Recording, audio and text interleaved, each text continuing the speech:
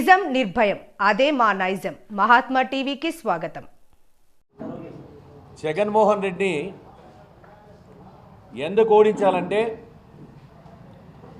జగన్మోహన్ రెడ్డి ఆయన ఇచ్చినటువంటి హామీల్లో 85% విఫలమైనాడు కాబట్టి ఆయన తప్పకుండా ఓడించాల్సినటువంటి అవసరం ఉంది. ఈరోజు ఆ రోజు ఏం మాట్లాడాడు, ఈరోజు ఏం మాట్లాడుతున్నాడంటే ఆ రోజు మద్య నిషేధాన్ని అమలు చేస్తాం, మద్య నిషేధాన్ని అమలు చేసే ప్రజల్లోకి వస్తాం అని హామీ ఇచ్చి ఈరోజు చూసినట్లయితే ఆ మద్య నిషేధాన్ని మద్యాన్ని ఇంకా పెంచుతూ ఒక చీప్ లిక్కర్స్ ఇస్తూ ఆ ఎక్సైజ్ పాలసీలనే కుదువలు పెట్టి వేల కోట్ల రూపాయలు అప్పు చేసి ఈరోజు విపరీతంగా ఆ చీప్ లిక్కర్ తయారు చేసి జగన్ ట్యాక్స్ వసూలు చేస్తూ ఉన్నాడు. ఈరోజు దాని నుండి దాదాపుగా 35 లక్షల మంది ఈరోజు ఆరోగ్యం నాశనం అయిపోయింది. అదేవిధంగా లిక్కర్ వల్ల కిడ్నీలు పోయి చెడిపోయిన వాళ్ళు దాదాపుగా 30,000 మంది ఈరోజు ప్రాణాలు పోయినారు. ఈరోజు వారి భార్య బిడ్డలంతా కూడా బజారును పడినటువంటి అవసరం. కరెంట్ రేట్లు పూర్తిగా తగ్గిస్తామని చెప్పేసి ఈరోజు దాదాపుగా 8 సార్లు ఈరోజు కరెంట్ ఛార్జీలు పెంచడం జరిగింది. అంటే కరెంట్ ఛార్జీలు పెంచడం వల్ల 64,000 కోట్ల రూపాయలని ఈరోజు ఖజానాకి జమ చేయడం జరిగింది. అంటే చంద్రబాబు నాయుడు గారి సంస్కరణల వల్ల ఆ రోజు ఈ రాష్ట్రంలో మిగులు విద్యుత్ ఉండేది. కానీ ఈరోజు ఈ జగన్మోహన్ రెడ్డి వల్ల ఈరోజు కరెంట్ అనేది లోటు కనబడుతూ ఉంది ఈ రాష్ట్రంలో. అదేవిధంగా ప్రజల మీద విపరీతమైనటువంటి భారాలను కూడా మోపడం జరిగింది. అదేవిధంగా 2.5 లక్షల ఉద్యోగాలను భర్తీ చేస్తానని హామీ ఇచ్చి ఆ హామీని తుంగలో తొక్కడం జరిగింది. ముఖ్యంగా డిఎస్సి కండక్ట్ చేస్తానని చెప్పాడు. అది జాబ్ క్యాలెండర్ ప్రకటిస్తానని చెప్పాడు. ఆ జాబ్ క్యాలెండర్ ప్రకటించలేదు.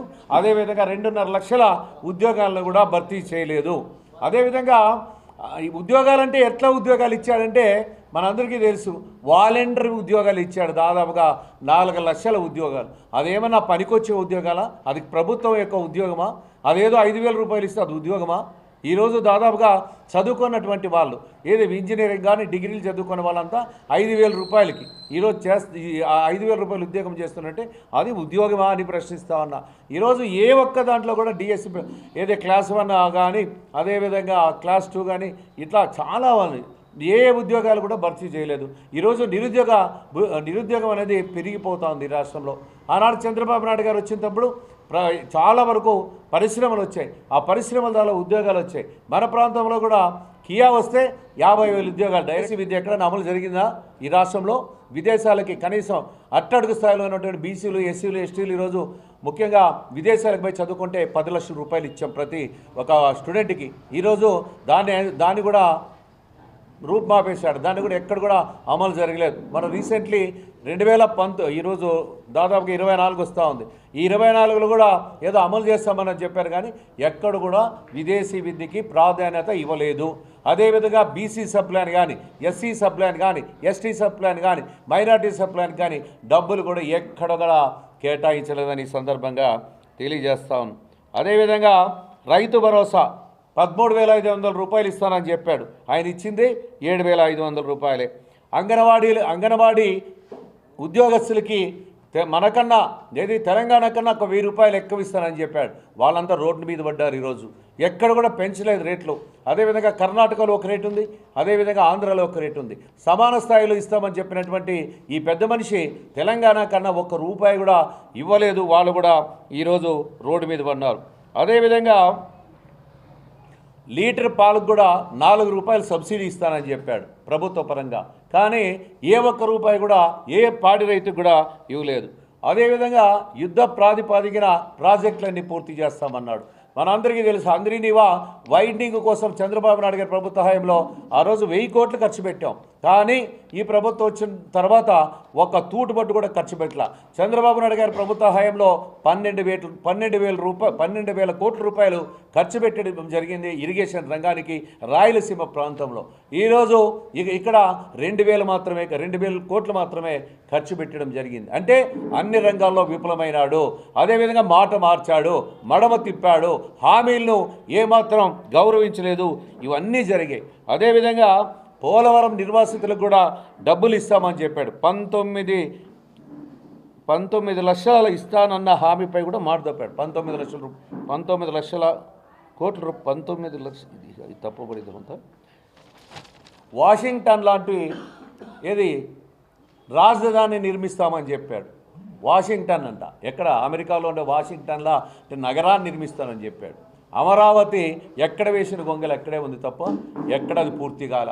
పోలవరం ప్రాజెక్టు చంద్రబాబు నాయుడు గారి ప్రభుత్వ హయాంలో 71% పూర్తి అయితే ఈరోజు ఒక 2% కూడా పూర్తి కాల. ఆ రోజు 2019 ఆగస్టు నాటికి మేము గ్రావిటీ మీద నీళ్ళు ఇస్తామని చెప్పాము. ఆ విధంగా తెలుగుదేశం ప్రభుత్వం అన్ని రకాల కష్టపడి ఒక స్థాయికి తీసుకుని వస్తే ఎక్కడ వేసిన గొంగలు ఎక్కడే ఉంది.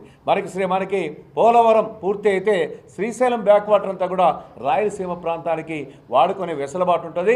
ఆ వెసులుబాటు కూడా కాకుండా చేయడం జరిగింది. అదేవిధంగా చూస్తే మన అనంతపురం జిల్లా, కరూరు జిల్లా, ఈ కరూరు జిల్లాలో ఈసారి ఎక్కడ కూడా ఒక చెరువు కూడా నీళ్ళు అనేది నింపలేదు. ఆ రోజు ఏం చెప్పారంటే మేము 6,500తో కలిపి ఈరోజు దాదాపుగా 13,000 రూపాయలు ఇస్తూ ఉన్నారు. అట్లా ఉంటుంది ఈ పాలసీ. కాబట్టి ప్రజలంతా కూడా గమనించాల్సినటువంటి అవసరం ఉంది. కాబట్టి ఈరోజు దాదాపుగా 100 పథకాలను కూడా దారి మళ్లించినటువంటి వ్యక్తి ఈ జగన్మోహన్ రెడ్డిని ఈ సందర్భంగా తెలియజేస్తున్నా. అదేవిధంగా లక్షల కోట్లు సప్లాన్ నిధులు కూడా దుర్వినియోగం చేయడం జరిగింది. ముఖ్యంగా దారి మళ్లించినటువంటి బీసీ సప్లాన్ నిధులు తీసుకున్నట్టయితే ఈ 5 సంవత్సరాల కాలంలో 75,000 కోట్ల రూపాయలని దారి మళ్లించాడు. అదేవిధంగా ఎస్సీ సప్లాన్ కింద దాదాపుగా 149,149,000 కోట్ల 149,000 ఆ విధంగా దుర్వినియోగం జరిగింది. అదేవిధంగా ఎస్టీ సప్లాన్ కింద చూస్తే 5,355 కోట్లు ఆ విధంగా దారి మళ్లించారు. మైనార్టీ సప్లాన్ కింద దాదాపుగా 5,400 కోట్లు కూడా దారి మళ్లించడం జరిగింది. అంటే దాదాపుగా 1,14,664 కోట్లని దారి మళ్లించడం జరిగింది. దాన్ని ప్రశ్నిస్తే మీకందరికీ ఏవి పెన్షన్లు ఇస్తున్నాం, అవి ఇస్తున్నాం.